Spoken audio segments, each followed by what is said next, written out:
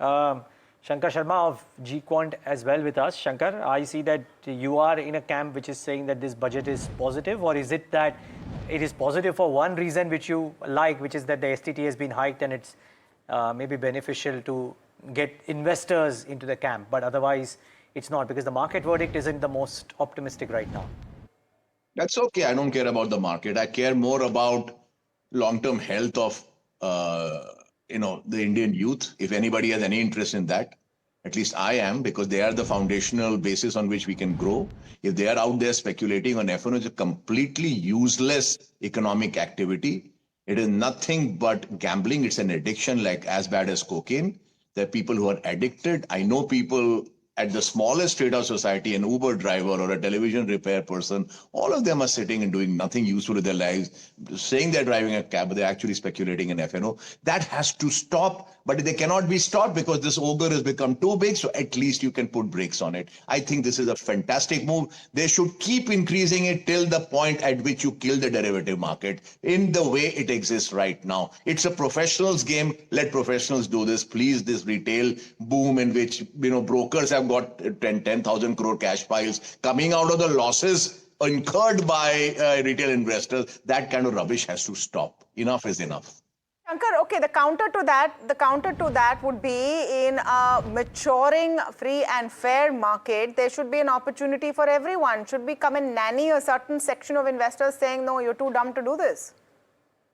Yes, exactly. There are times when you have to tell your children that you're an idiot, you cannot do this. Don't you do that as a mother and a father? You do that all the time. But these are citizens of the country. These are adults.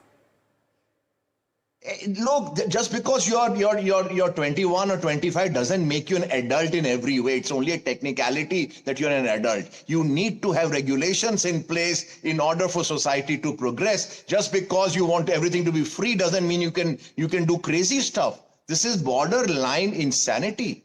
How can you keep allowing this? I've said this not today. I've said this when this whole boom started 5 years ago. This is going to spell the doom of Indian youth. I've said that the entry criteria must be so stiff that none but the very few can make it. But it became a widespread cancer. It has metastasized completely. It has to stop. Who can argue against it? The equity markets are where capital formation happened. What capital formation has happened in F&O? Explain this to me. Has it improved your cash volume? No. In fact, I have written an article saying that our cash volumes as a percentage of market cap are lower today by a factor of 2 or 3 as compared to 25 years ago. Okay, now, on the other hand, you have big losses being transferred from retail investors into the pockets of brokers, and somewhat of it goes to the government. Then you have the profits being transferred to FPIs and FIIs, all free of tax. What rubbish is this? The country loses foreign exchange. The country mortgages future of the youth. For what benefit to society? Come on, don't tell me the gambling is good for the future of India. Just because it's supposed to be, we have to be very free market and let kids go and gamble.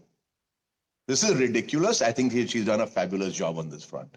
And by the way, they have not hiked it as far as I know on the cash markets. So the direction is also very good. It's on the futures and options side. Okay, but 2474. Yeah, perfect. Shankar, just stay on. We'll just wrap up. Radhika, one more question to you. Then just take in a couple of questions with our guests as well. Markets coming to a close. But Radhika, beyond this STT, and you started off saying that that's one from a market's perspective, maybe quote unquote an irritant, not in your words, but otherwise. But that's something that the market seems to have thought maybe the borrowing number is a bit thing. Anything else that stood out for you in the budget, Radhika, very quickly? So I think the borrowing number did stand out, and I think one question that will come is how will you have demand given all this borrowing? I think the economic survey highlighted the struggles in the corporate bond market.